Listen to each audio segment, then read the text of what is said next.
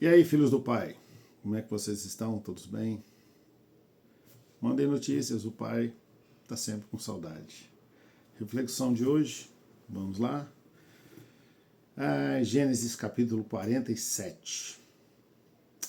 Chegamos aí ao capítulo 47. Israel é apresentado a Faraó. Então José foi e deu a notícia a Faraó: o meu pai e meus irmãos, com os seus rebanhos e o seu gado, com tudo o que tem, chegaram à terra de Canaã. Chegaram da terra de Canaã, e eis que estão na terra de Gósen. E levou 5 dos seus irmãos e os apresentou a Faraó. Então Faraó perguntou aos irmãos de José: qual é o trabalho de vocês? Eles responderam: nós, seus servos, somos pastores de rebanho, como já foram os nossos pais. Disseram mais a Faraó: viemos para morar nesta terra, porque na terra de Canaã não há pasto para o rebanho destes seus servos, pois a fome é severa.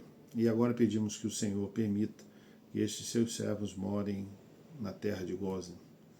Então Faraó disse a José: seu pai e seus irmãos vieram para junto de você.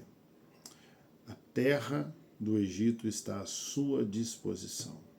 Faça com que seu pai e seus irmãos se estabeleçam na melhor região da terra, que morem na terra de Gósen. Se souber que há no meio deles homens capazes, ponha-os por responsáveis pelo gado que me pertence.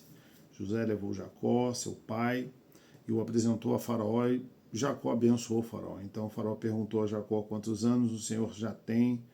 Ele respondeu: são 130 anos de peregrinação.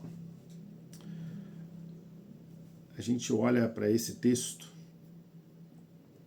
e a gente observa como Deus transformou esse cenário da vida de José, né? Agora José consegue apresentar a sua família a Faraó, e a sua família encontra graça aos olhos de Faraó. Faraó pessoalmente declara boa recepção, né, a Israel e os seus descendentes.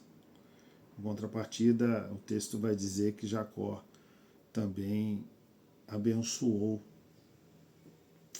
a Faraó. E eu acho muito lindo isso, de saber que o quanto Deus opera na vida de alguém para tirá-lo de circunstâncias tão tenebrosas quanto a fome e a escassez. E agora Jacó tem a chance de ser bênção na vida de Faraó. Isso é muito lindo. O texto continua, capítulo 47, o texto continua falando sobre esse processo de escassez, esse processo de fome era tão grande que os próprios egípcios, né, eles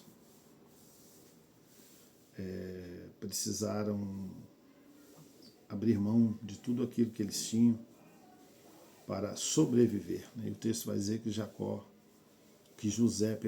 texto vai dizer que José compra toda a terra do Egito para o faraó.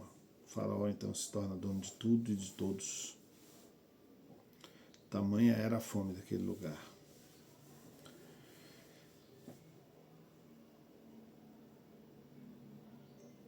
Chegamos aqui ao 48, Jacó fica doente, ou seja, nós chegamos a uma parte final da vida de Jacó, onde o texto vai nos mostrar que nessa doença diante ali da morte, Jacó chama seus filhos e revela a bênção a cada um deles, mas talvez ali aquele processo, né,